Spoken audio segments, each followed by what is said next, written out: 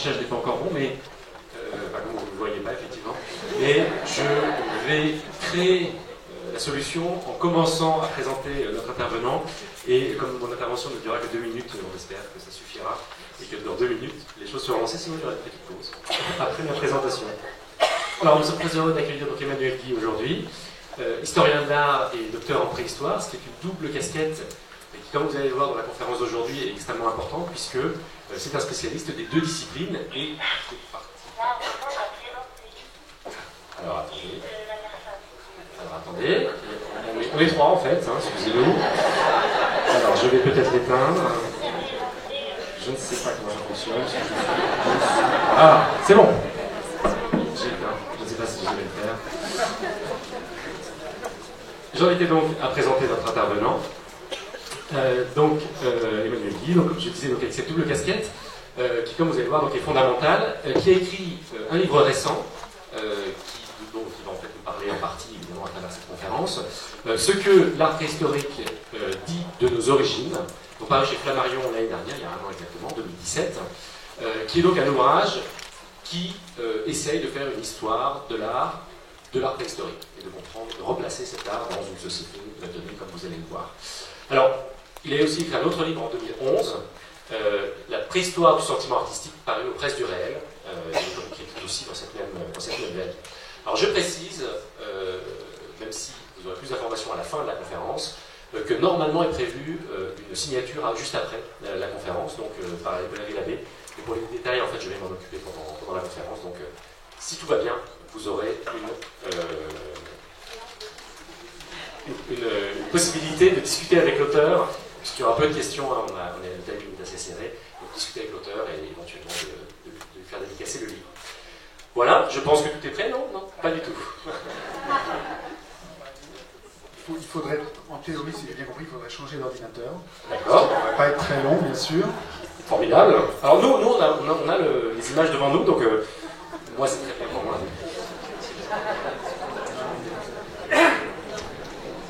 Alors...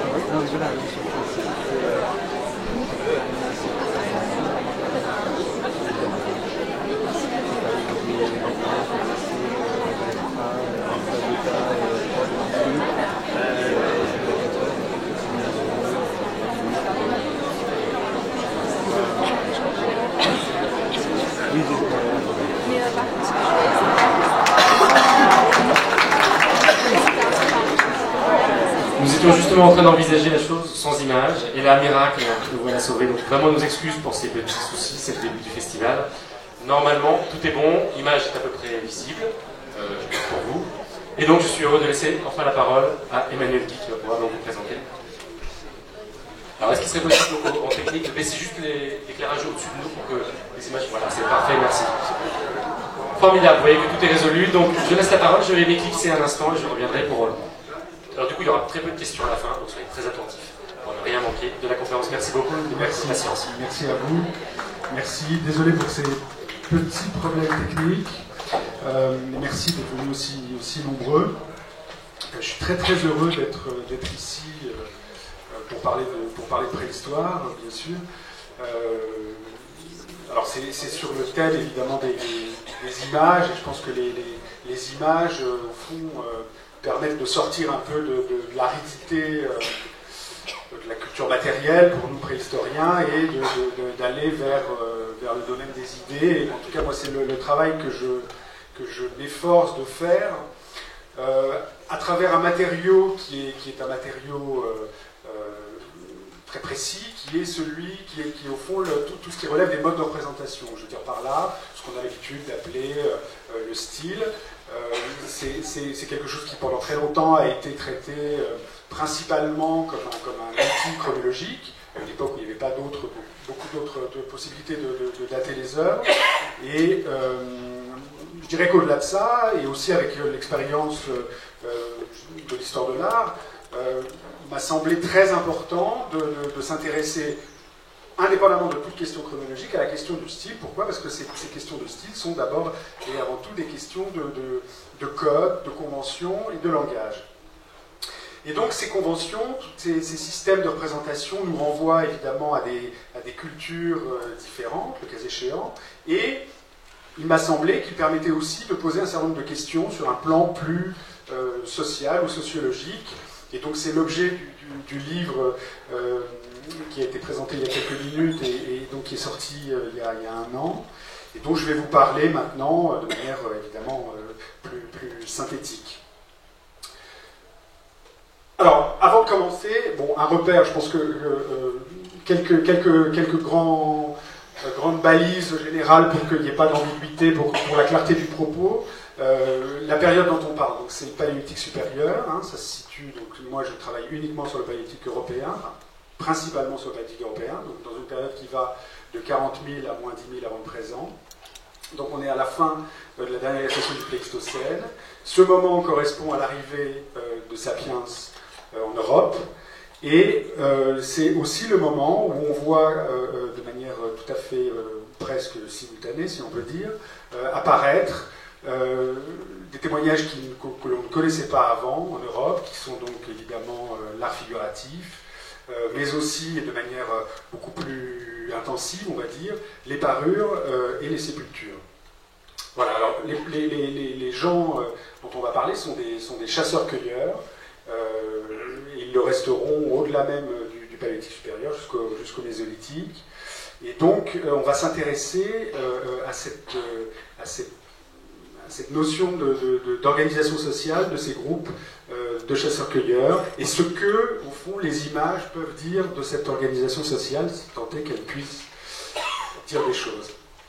Alors je dirais qu'à la base de mon propos, il y a le sentiment, qui est quand même assez partagé globalement, mais qui est le sentiment très fort qu'il y a une particularité, je dirais une originalité de cet art paléolithique qui le distingue, à ma connaissance, de tous les arts, la quasi-totalité des autres expressions artistiques chez les chasseurs-cueilleurs, qui est ce qu'on appelle en histoire de l'art, ce qu'on appellerait le naturalisme, c'est-à-dire un goût extrêmement poussé, prononcé pour l'imitation, pour la vraisemblance, pour une forme d'objectivité. Et ce goût pour l'imitation, il est d'autant plus fort qu'on le voit apparaître tout de suite, c'est-à-dire dès les premières œuvres les plus anciennes connues, puisque vous avez ici une représentation donc d'une des peintures de la grotte Chauvet, donc on est à peu près autour de 35-36 000 ans. Et on voit que ce naturalisme, finalement, même s'il a pris des formes qui ont pu varier au cours du temps, il est resté une véritable constante de ces populations de chasseurs-cueilleurs du Paléolithique supérieur européen.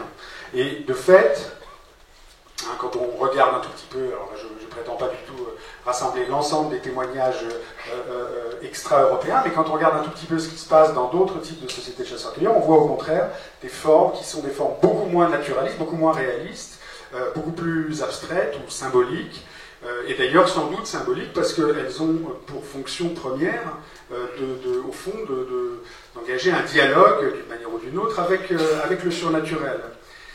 Donc cette originalité paléolithique, me semble-t-il, pose énormément de questions. Là, je vous donne donc d'autres exemples plus récents pour vous montrer que cette question du naturalisme donc, a perduré pendant 25 millénaires, ce qui est quand même encore une fois tout à fait spectaculaire, puisque là on est plutôt vers la fin du paléolithique. Et donc je me suis demandé que pouvait signifier au fond cette différence et ce goût très très prononcé pour l'imitation. Et de fait, à travers ce que l'on sait de l'histoire de l'art, occidentale, j'ai été quand même assez rapidement interpellé sur le fait qu'au fond, ce type d'intérêt pour le naturalisme, renvoyé du côté de l'histoire, de manière quasi systématique, à des sociétés déjà très hiérarchisées. C'est-à-dire que le naturalisme, il n'est pas la seule forme d'expression artistique des sociétés hiérarchisées, mais il m'a semblé que c'était là un point qu'on trouvait de manière très courante, hein, on pourrait dire depuis Alexandre jusqu'à Napoléon, en passant par les princes de Toscane. On voit bien que la question de l'imitation, qui là encore a pu prendre des formes qui ont varié, mais elle a été une question tout à fait fondamentale dans l'histoire de la peinture, et donc en relation avec des questions qui relèvent quand même de la notion d'ostentation ou de prestige, des sociétés dans lesquelles le pouvoir, d'une certaine manière, faisait valoir sa supériorité à travers la question de l'imitation notamment. Alors, ce qui fonctionne comme forme d'ostentation, je dirais, dans la question de l'imitation, c'est deux choses qui sont reliées, c'est-à-dire, on a d'une part la performance elle-même, d'être en capacité d'imiter, hein, de reproduire la nature de manière la plus fidèle possible, qui constitue déjà en elle-même une forme de prouesse qui donc n'est pas sans pouvoir faire ressortir du prestige pour son auteur ou pour son éventuel commanditaire. Et puis on a, en plus donc de cette prouesse, on a au fond quelque chose de plus théorique, plus abstrait, mais qui semble quand même exister aussi, qui est au fond la question d'être pour des forces de pouvoir ou des élites, d'être capable de rivaliser avec la nature, d'être au même niveau que la nature. Et au fond, le naturalisme induit quelque chose qui, à mon sens, relève de ça. Alors, ce type d'argument, a priori, n'est pas totalement conforme avec ce qu'on sait des chasseurs-cueilleurs. Je vais y revenir un petit peu plus loin. Mais je pense que là, il y a quelque chose, en tout cas c'était le point de départ de ce livre, il y a quelque chose qui est une singularité, qui pourrait donc suggérer un lien ou un type d'organisation, disons, qui soit très axé ou avec une forme de domination, de stratification. La deuxième chose, je dirais, qui vient compléter cette appréciation très générale sur le naturalisme, je dirais que c'est la question même de la technique. C'est-à-dire que pour arriver à peindre des choses comme celles qu'on voit, depuis Chauvet jusqu'à Niot en passant par Lascaux, on voit très bien que ce sont des gens qui sont excessivement entraînés, expérimentés, que ça demande un apprentissage de très longue haleine, hein, les gens qui pratiquent un peu le dessin le savent bien, et donc je dirais que en soi, la question de l'imitation pose déjà la question de l'apprentissage et donc d'une certaine forme de spécialisation artisanale. Or, je dirais, pour ce type de contexte de chasseur-cueilleur, qui dit spécialisation dit déjà une forme d'inégalité, ou en tout cas de statuts sociaux différenciés à l'intérieur du groupe. Et donc, sur la base de ces deux raisonnements, j'ai essayé au fond, de réfléchir un tout petit peu à ce que ça pouvait impliquer du point de vue des groupes humains qui vivaient en Europe il y a 35 000 ans. Alors, je pense que ça, vous le savez tous, la description qui est faite habituellement des chasseurs-cueilleurs du Paléolithique n'est pas du tout celle de chasseurs-cueilleurs hiérarchisés. Alors, il faut dire que je ne suis pas exactement le premier à poser cette question, que d'autres se la sont posées avec en passant par des chemins différents, c'est-à-dire que ce n'est pas particulièrement à partir de questions d'ordre esthétique ou figuratif, mais plusieurs auteurs ont déjà formulé cette hypothèse. Notamment, je pense, il y en a plusieurs, mais je pense notamment à un ethno-archéologue qui s'appelle Brian Hayden, qui est canadien, et qui avait publié il y a une dizaine d'années un livre qui annonçait déjà, qui postulait l'idée que les inégalités sociales étaient nées au Paléolithique supérieur. Mais d'une manière générale, on peut dire que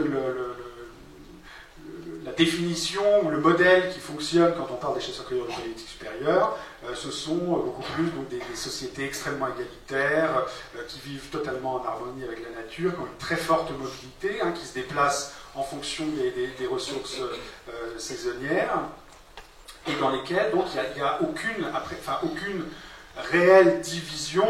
Éventuellement se pose la question d'une division biologique sur la base de l'âge ou du sexe, mais encore ces questions, comme vous le savez sans doute, sont très discutées. Et donc on plaide plutôt pour une forme vraiment d'égalitarisme très fort. Donc un modèle, je dirais, qui va complètement à l'encontre de ce que les images, pour moi, pourraient éventuellement laisser présager. Voilà, donc là je vous ai mis une représentation de populations de chasseurs-cueilleurs qui sont très régulièrement prises en exemple par mes collègues préhistoriens, qui sont d'une part des aborigènes australiens ou des Inuits, et donc des populations dont on dit habituellement, en particulier chez les aborigènes, que la notion de propriété est tout à fait inexistante, que dès que le gibier est chassé, il est partagé, pas spécialement, il n'appartient pas aux chasseurs, enfin que vraiment on a affaire à des sociétés qui n'ont pas du tout de réflexes comme ça de propriété, et dans lesquels, même s'il peut exister d'une certaine manière des autorités ou des gens qui peuvent avoir des compétences particulières, elles ne remettent jamais réellement en question l'homogénéité et l'égalité du groupe dans sa totalité. Donc voilà, partant de ce constat, j'ai essayé d'explorer l'ensemble des données archéologiques pour voir si au fond mon hypothèse pouvait faire sens, si elle était complètement à côté de la plaque. Et donc c'est de ça dont je vais vous parler. Et vous allez voir, même si je ne suis peut-être pas le plus objectif, mais que j'ai l'impression qu'il y a un certain nombre d'arguments qui permettent de penser que les choses sont peut-être plus compliquées que ce qu'on a défendu jusqu'à présent.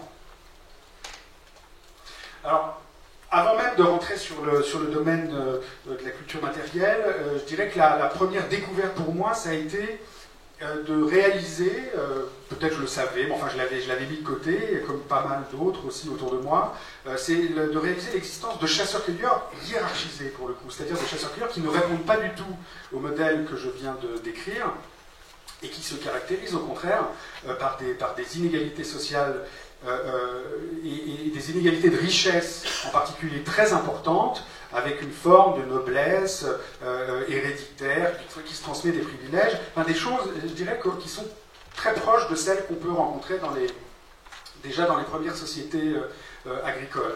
Et il faut, à cet égard, signaler le travail tout à fait essentiel d'Alain Testard, qui est un anthropologue, et qui, dans les années 80, avait déjà publié une première recension de ces chasseurs-cueilleurs hiérarchisés, et il montrait qu'en fait, ces chasseurs-cueilleurs qu'on considérait finalement comme une forme atypique ou une exception, étaient en fait très loin d'être minoritaires, et pouvaient même apparaître comme étant plutôt la règle. Alors on va voir que les choses sont un petit peu plus nuancées, mais donc, je dirais que la première chose qui m'a sauté aux yeux, si je puis dire, ça a été donc de prendre conscience qu'il existait des sociétés de chasseurs-cueilleurs très fortement hiérarchisées.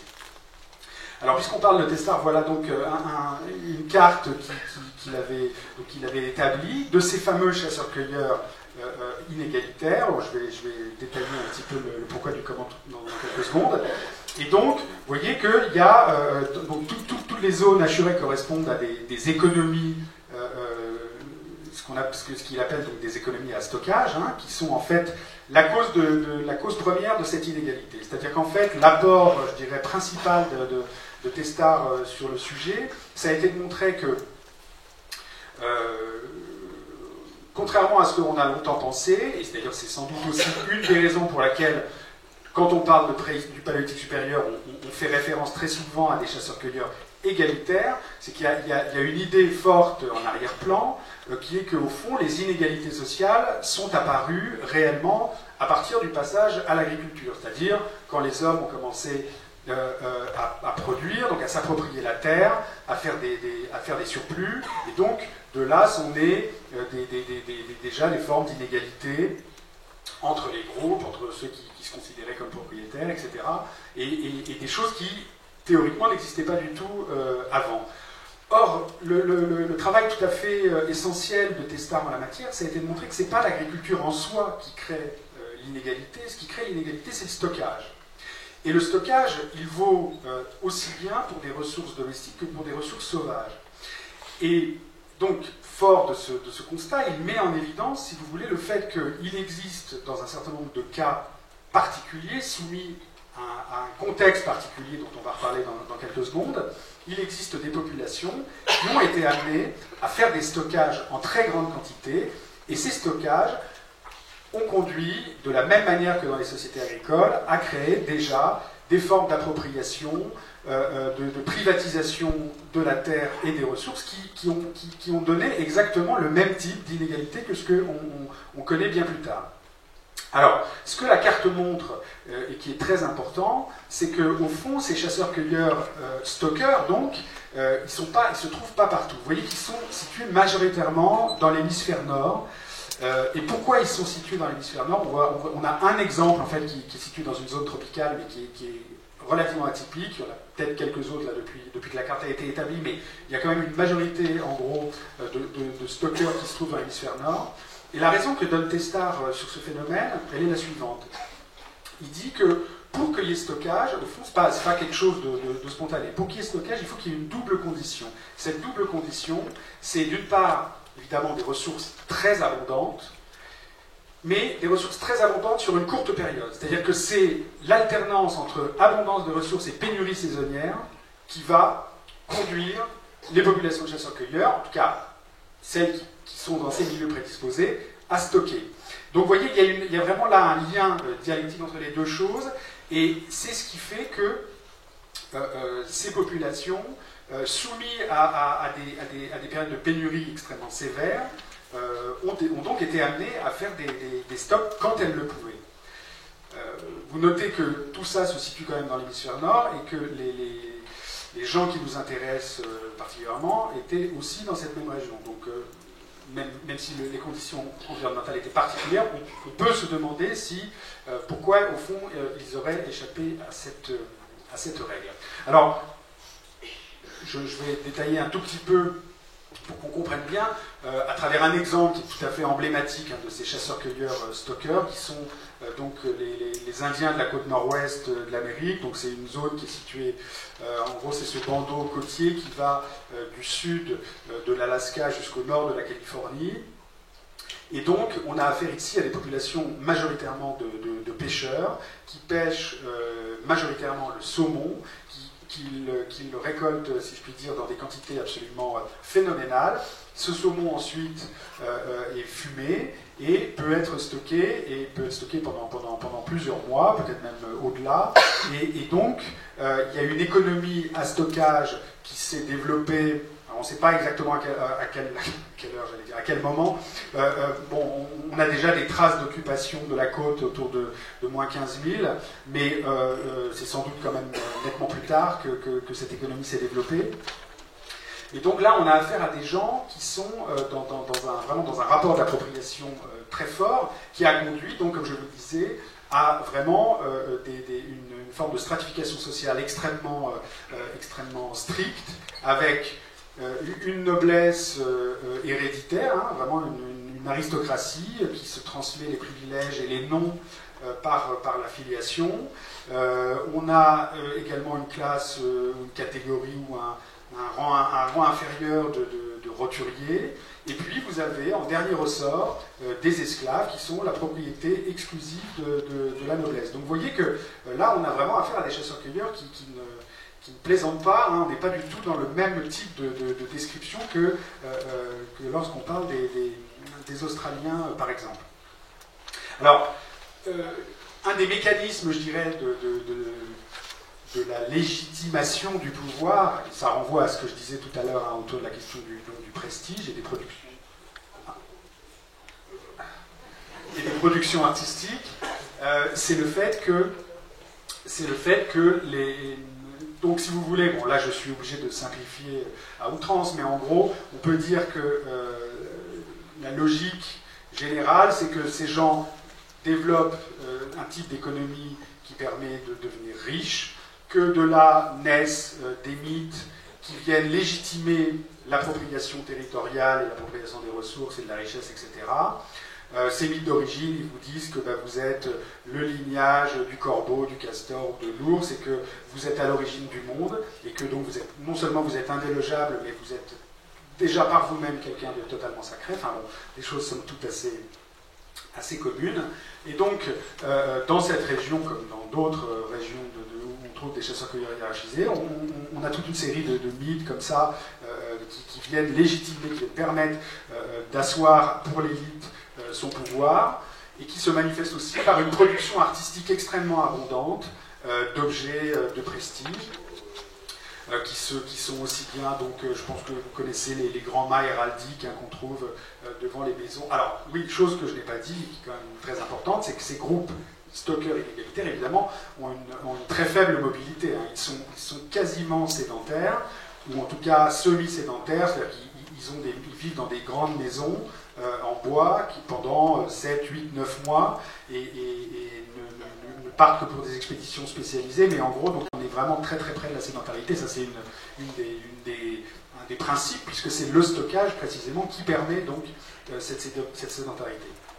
Donc là, vous avez sur cette image une reproduction de la maison d'un chef. Donc vous voyez, donc, quand je parlais des images qui sont partout, vous avez donc des représentations donc, qui renvoient à ces figures mythiques, hein, ces ancêtres mythiques que j'évoquais, qui très souvent prennent une forme animale, et qu'on retrouve donc aussi bien donc, sur ces grands mâts héraldiques. Donc là, quand on parle d'ostentation, c'est très très affirmé, qui sont donc à l'entrée des maisons, mais aussi à l'intérieur des maisons, sur les façades, sur les cloisons, ce qui est le cas ici. Hein, vous voyez le personnage qui sort par le trou, ça c'est une cloison qui délimite l'appartement privé d'un des chefs de cette maison. Par ailleurs, il a toute sa garde rapprochée qui est là. Donc vous voyez, on est vraiment dans un système qui rappelle beaucoup la féodalité. Et d'ailleurs, dans les travaux qui ont été faits sur ces populations en particulier, je crois me rappeler que Claude Lévi-Strauss évoquait même une organisation vraiment il parlait de maison, comme on parle de maison féodale, pour parler vraiment du nom et du lieu comme étant vraiment l'instance tout à fait dominante et sacrée. Alors, pour revenir à la question qui nous intéresse plus directement, qui est celle du paléolithique, donc se pose la question de savoir si ce théorème qui conduirait donc au stockage et par voie de conséquence aux inégalités, au fond, est-ce que ce théorème est applicable au paléo? Alors, on a très souvent une idée, je dirais, on a eu très souvent, plus exactement, une idée quand même assez de conditions de vie très très difficiles pour le paléolithique européen, avec des gens qui vivaient vraiment extrêmement démunis dans des déserts polaires.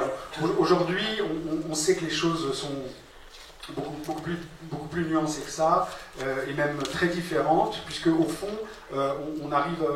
Enfin, on a des modèles qui montrent que d'abord le climat est un climat très original. On fait souvent référence à des régions de toundra pour essayer d'imaginer le climat de l'époque, mais au fond, on voit qu'on a à cette époque-là cette espèce de dualité entre d'un côté des températures qui sont effectivement très froides, mais en même temps un ensoleillement qui est lui-même qui est très fort, et qui, d'après les modèles qui ont pu être reconstitués, semble indiquer que le couvert végétal était susceptible d'accueillir une biomasse, et notamment des grands troupeaux de mammifères très importantes. On avait une forme de mosaïque de paysage, si vous voulez, très diversifiées, parfois même dans une même région, et donc tout ça était loin d'être forcément des conditions de vie aussi difficiles qu'on l'avait envisagé. Donc là, c'est juste une représentation. Hein. Je vais passer un petit peu vite parce qu'on a perdu du temps, mais bon, là, donc c'est pour vous montrer donc cette calotte glaciaire, puisqu'on est évidemment en pleine glaciation donc, qui sur le nord de l'Europe, avec des glaciers qui sont très étendus. Mais vous voyez, dans toute la zone intermédiaire, en fait, c'est une zone, quand on est un peu loin du front polaire, hein, on a une zone de steppe, ce qu'on appelle la steppe herbeuse, dans laquelle on pense que beaucoup d'espèces ont pu se développer. Ah oui, là, c'est pas très très lisible mon truc. Alors en fait, si vous voulez, sur cette carte-là, le grand bandeau, là, ça traverse le continent et c'est censé donc montrer cette zone de répartition de la steppe herbeuse. Et vous voyez que d'après certains modèles, hein, je vous parlais de la biomasse des grands mammifères, hein, on est sur des chiffres qui sont beaucoup plus proches de la savane hein, que de la toundra. C'est-à-dire que là, on a des niveaux à 30 000 kg par kilomètre carré. Quand on sait qu'un mammouth, ça consomme, si les souvenirs sont bons, à peu près 200 kg d'herbe par jour, ça vous donne quand même un aperçu de ce qu'il fallait pour pouvoir accueillir une faune aussi importante, faune qu'on retrouve par ailleurs dans les habitats. Alors, la vraie question, au fond, est de savoir est-ce que oui ou non, on a des indices matériels, tangibles de stockage aux politiques supérieures. Alors, on a des indices indirects, je dirais, ou on a des indices ponctuels. Donc ça ne permet pas de tirer des généralités, mais ça pose tout de même question. Alors, les indices les plus notables se trouvent plutôt du côté de l'Europe centrale et orientale, où là on a vous connaissez tous hein, ces maisons construites en os de mammouth notamment, et où donc là on a vraiment des habitats en dur. On n'imagine pas que les gens vont se déplacer tous les 2 mois avec leur défense de mammouth sur le dos. Donc là on a un premier indice, je dirais, par le type d'architecture, en plus assez élaboré, avec vraiment des ordonnancements assez précis. Donc on a déjà un signal fort d'une forme de semi-sédentarité. On a surtout des fosses dans ces maisons ou à proximité de ces maisons. On a aussi des fosses creusées dans le permafrost dont on pense, à juste titre, a fortiori quand il y a des restes d'animaux dedans, que ça pouvait servir de réfrigérateur ou de congélateur. Et puis, on a aussi des études récentes de saisonnalité qui montrent que dans certains de ces habitats, notamment dans les grands habitats de Moravie, du Pavlovien, on a vraiment des séquences de chasse qui ont été qui montrent qu'il y a des chasses sont pratiquées pendant quasiment toutes les saisons. Donc laisse à penser que là aussi, il y a une forme de sédentarité. Ça ne garantit pas absolument du stockage, mais compte tenu des conditions hivernales, on peut tout de même penser que si les gens pouvaient être là toute l'année, c'est quand même qu'ils avaient un moyen de pouvoir stocker et de faire des réserves. En Europe de l'Ouest, les choses sont plus contrastées, moins évidentes. Alors, peut-être les choses les plus parlantes, c'est l'épaisseur du remplissage dans certains sites qui est tout à fait considérable, même si ça ne garantit pas qu'on puisse avoir des occupations successives et non pas une occupation continue, mais je dirais quand même que ça pose question, a fortiori quand on trouve aussi tout un tas de témoignages d'activités très diversifiées qui montrent que quand même là, il y a eu vraiment... c'était pas une occupation de passage, hein, on était vraiment sur des gens très très installés. On a des choses plus ténues encore dans la découpe de certains quartiers de viande qui montrent une découpe en filet qui pourrait laisser présager là aussi une consommation différée. Et puis on a des preuves là aussi très ponctuelles de fumage de poissons. Donc je dirais, sur le plan du stockage, on a des indices. Peut-être qu'il n'y avait pas de stockage, mais rien n'interdit non plus que tout un tas d'outils qui auraient servi au stockage, de contenants, hein, que ce soit que ça aille de la plateforme sur pilotis en passant par des coffres ou de la vannerie, hein, comme on a notamment sur la côte nord-ouest. On n'a pas de fosse hein, sur la côte nord-ouest, on a vraiment des structures en bois ou des coffrages ou de la vannerie, auraient très bien pu exister à l'époque, sauf qu'aujourd'hui on est évidemment incapable de le voir. Alors, un autre argument qui pose assez fortement question, c'est celui des sépultures, hein, qui est évidemment un des marqueurs les plus évidents, les plus forts hein, d'éventuelles inégalités sociales. Alors, la question funéraire elle est tout de même intrigante.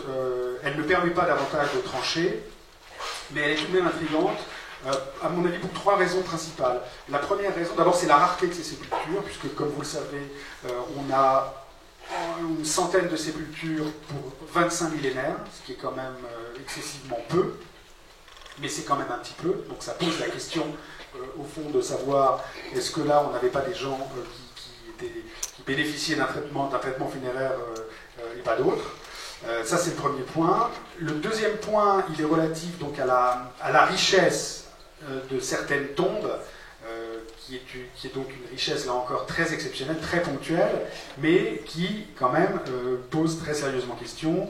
Et bien évidemment, l'exemple le plus célèbre, c'est celui de la sépulture de Sungir, qui se trouve en Russie, à l'est de Moscou, une centaine de kilomètres à l'est de Moscou. Et donc, dans cette sépulture, on a plusieurs sépultures, et notamment 2 qui étaient bien conservées, et notamment cette sépulture double, qui comporte les restes donc de 2 enfants qui ont été enterrés comme ça, tête contre tête, et dans lequel on a, mais là je suis sûr que beaucoup d'entre vous le savent déjà, mais on a donc retrouvé un mobilier funéraire tout à fait spectaculaire, qui n'est absolument pas la règle des sépultures qu'on trouve au Paléolithique supérieur, mais qui n'en est pas moins le signe que manifestement là quelque chose a existé. Et donc, je décris très très rapidement ce mobilier. Ce sont essentiellement, en fait, l'une des choses les plus... Enfin, il y a 2 choses très fortes. Il y a là d'abord un nombre absolument inouï de parures qui étaient brodées sur les vêtements des enfants.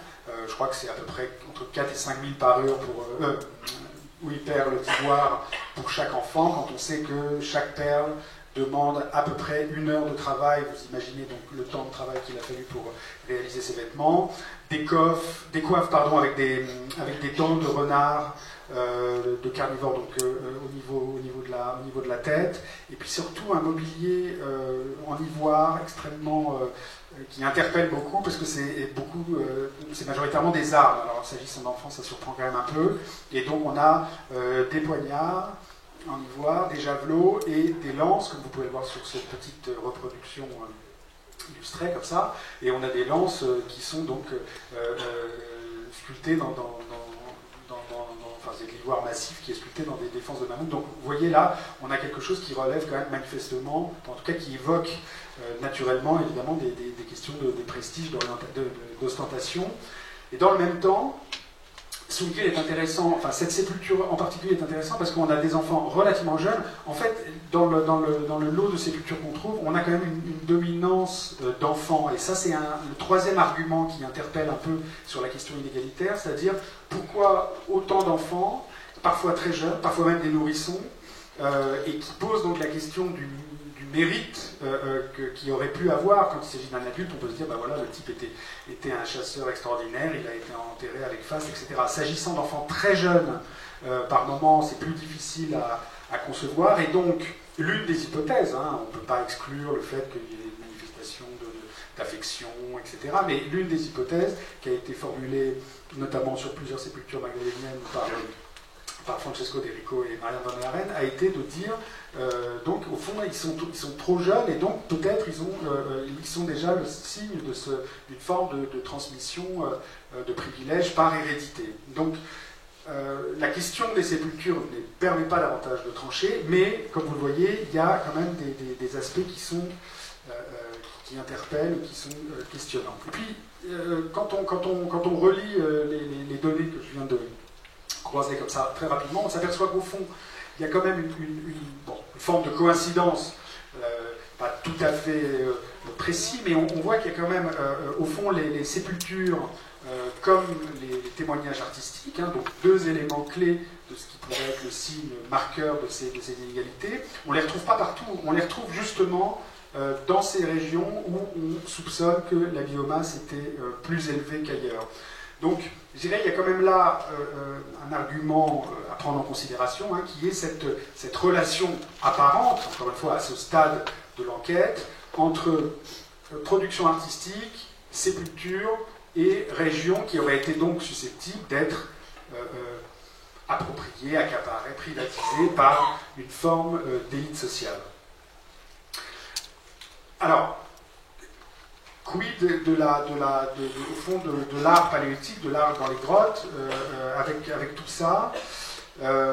J'ai évoqué dans le cadre de la côte nord-ouest de l'Amérique donc le fait que l'art avait une fonction de prestige.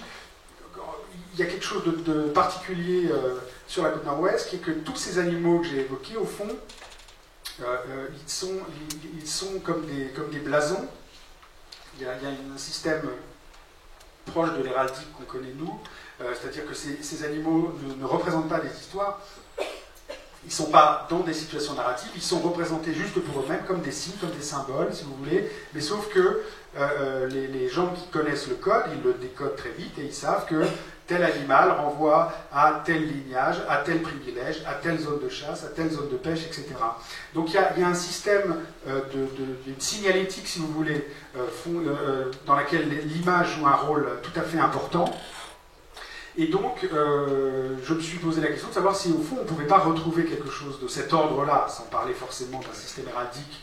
De toute façon, c'est indémontrable. Mais en tout cas, de se poser la question s'il n'y avait pas quand même une logique qui pourrait aller dans ce sens.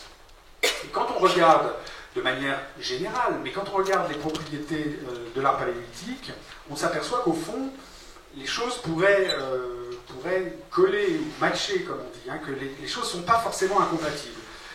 J'en ai listé quelques-unes, il y en a d'autres, je développe ça plus en détail dans mon livre, mais je dirais la première chose, c'est donc l'usage d'un bestiaire.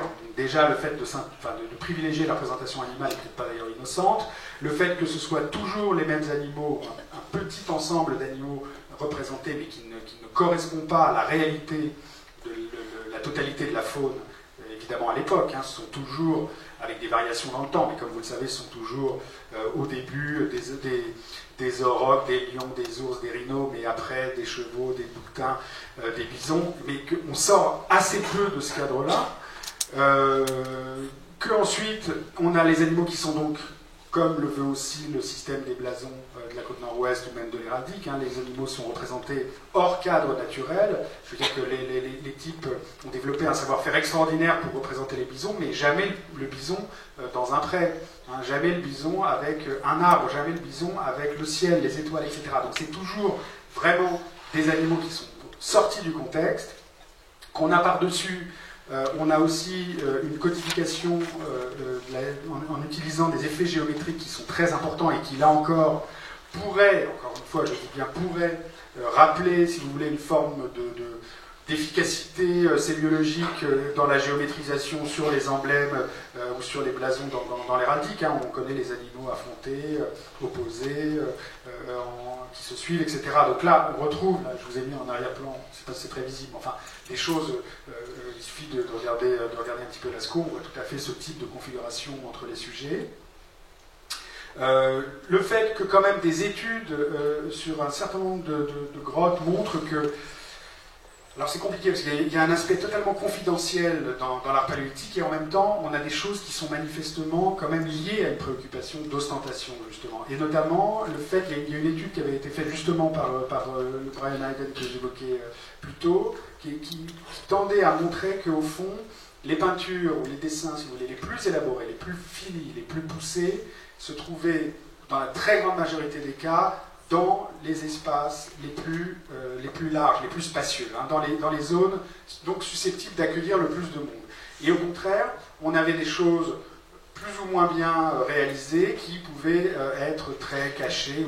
Mais c'est très rare, je ne dis pas que ça n'existe pas, mais c'est très rare de voir une figure absolument magnifique qui soit totalement cachée dans l'espace souterrain. Et quand bien même elle serait totalement cachée, je dirais que ça n'interdit pas une fonction de type héraldique, puisque, encore une fois, le privilège, le pouvoir, l'élite fonctionnent à la fois sur le fait de cacher les choses et d'en montrer. Donc je dirais que, voilà, de toute façon, sur ce point-là non plus, on ne peut pas trancher. Mais, en tout cas, les choses ne me semblent pas totalement incompatibles. Et puis, en dernier ressort, au fond, l'usage de signes à vocation héraldique, hein, pour simplifier, permettrait d'expliquer aussi cette grande énigme de l'art paléolithique, une de plus, qui est au fond l'absence totale ou l'absence généralisée des humains dans cet art, hein, c'est-à-dire le soin considérable accordé à la représentation animale et à contrario le fait que les humains sont soit absents, soit quand ils sont présentés, vous le savez, sont toujours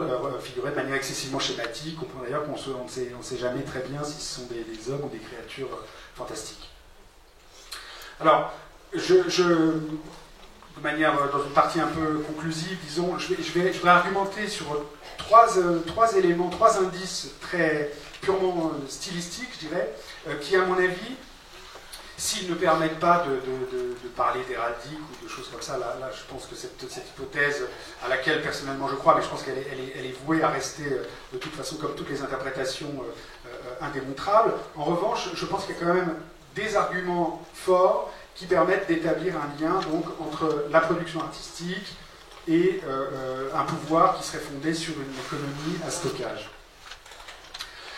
Alors là, il me reste un petit quart d'heure, donc je vais essayer d'aller au plus droit, au plus net. En fait, si vous voulez, le travail que je fais de manière plus quotidienne, si je puis dire, c'est de travailler donc, sur les modes de représentation et de mettre en évidence, ou en tout cas ce travail m'a conduit à mettre en évidence l'existence de traditions, ce que j'appelle des écoles, qui peut sembler un terme un peu provocateur, mais au fond, le fait qu'on sait que les gens à cette époque ne représentaient pas comme ils voyaient librement chacun pour soi un bison, un auroch ou un cheval, mais qu'ils répondaient à un certain nombre de canons qui étaient vraiment très très fidèlement retranscrits. Et il se trouve donc que j'ai été amené pendant pas mal d'années à travailler sur l'une de ces écoles que j'ai identifiées sur la base de trois conventions. Je vais peut-être pas les détailler tout de suite, mais enfin bon. En gros, il y a trois grandes manières de faire qui se répètent de manière systématique sur ces images. Et en fait, je me suis rendu compte donc, que ces écoles, elles n'étaient pas spécifiques à un seul site, comme on pourrait l'imaginer, ni même à un site et au site voisin, mais qu'elles s'étendaient parfois sur des distances tout à fait considérables. Et donc, si vous voulez, cette fixité du code visuel, cette stabilité du code, me laisse à penser qu'elle ne peut se réaliser, elle ne peut exister que si les gens à cette époque-là passaient par un apprentissage. Et vous voyez que ça nous ramène à la question de l'apprentissage et de l'apprentissage technique que j'évoquais au tout début de mon intervention, c'est-à-dire le fait que, manifestement, on apprend à représenter d'une certaine manière, différente selon les périodes et les époques, mais on apprend à représenter d'une certaine manière, et donc on est vraiment là dans une représentation excessivement standardisée. Vous allez voir que je prête à ce fait-là quelque chose d'important.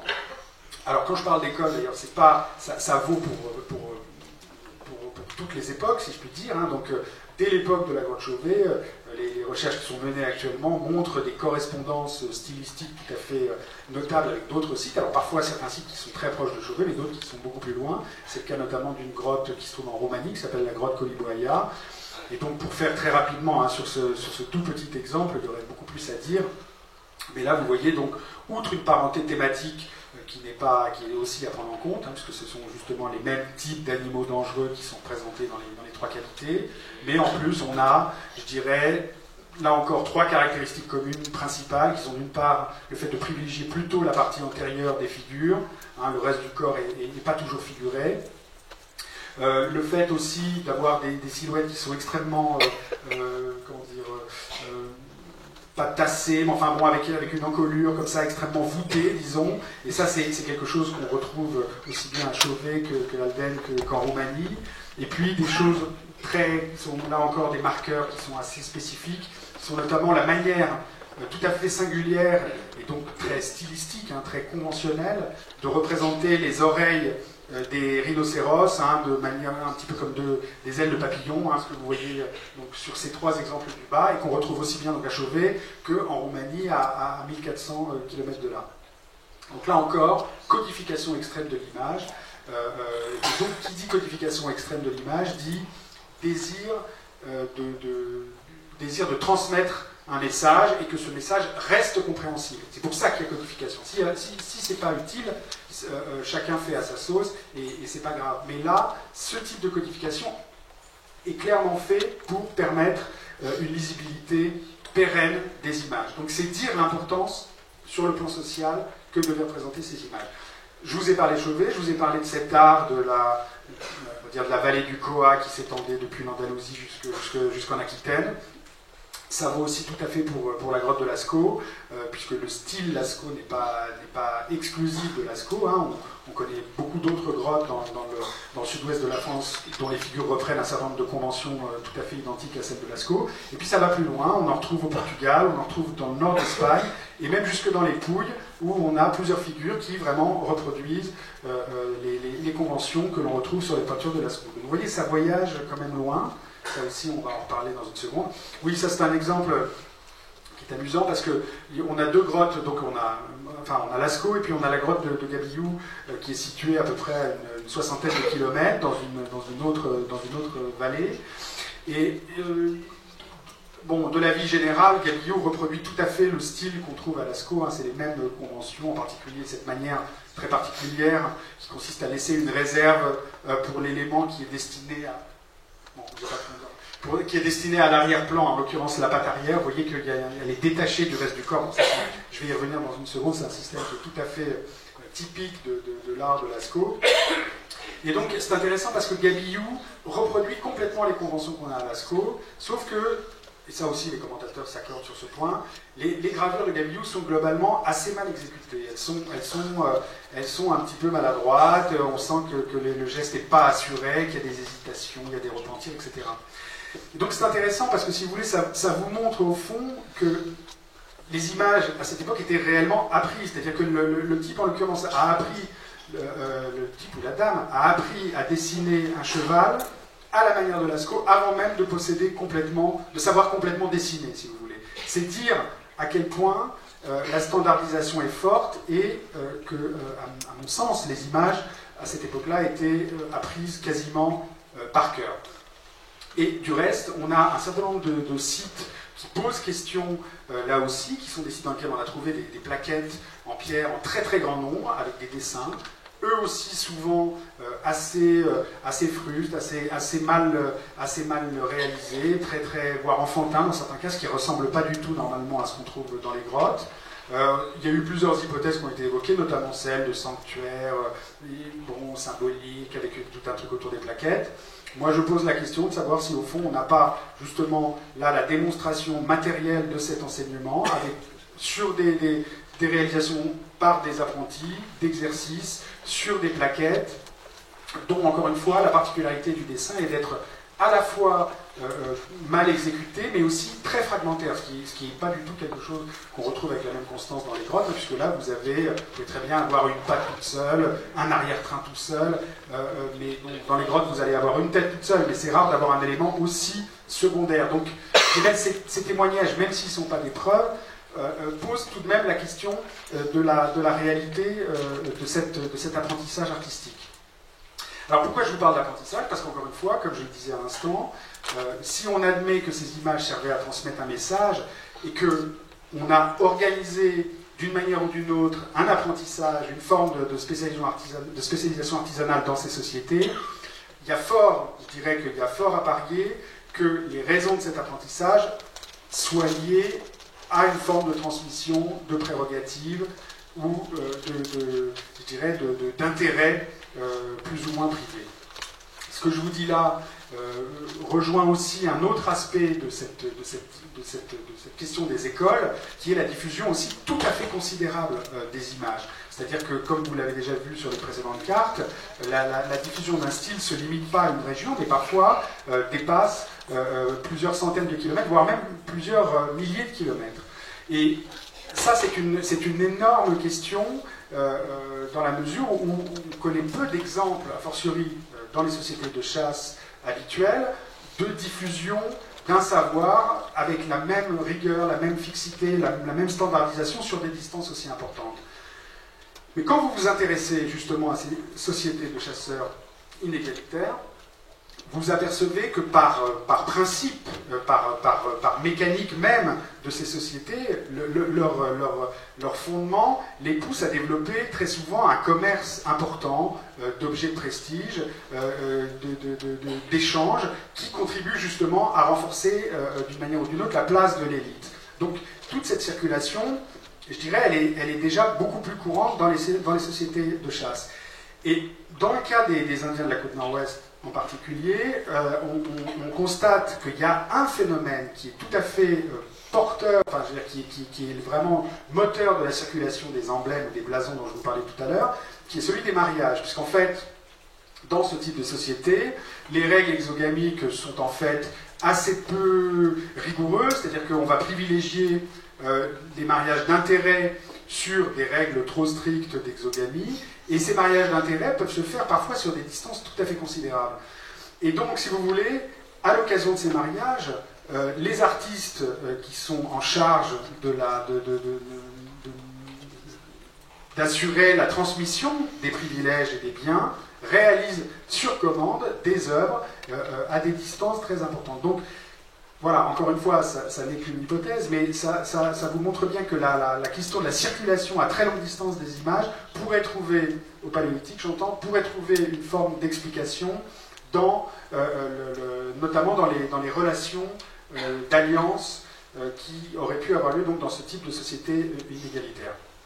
Et puis, j'en termine. J'ai évoqué tout à l'heure donc, ce style qui apparaissait il y a 22 000 ans. Il se trouve que dans une précédente étude, j'avais montré que ce style, au fond, était à l'origine de ce qui va être, quelques milliers d'années plus tard, l'art de Lascaux.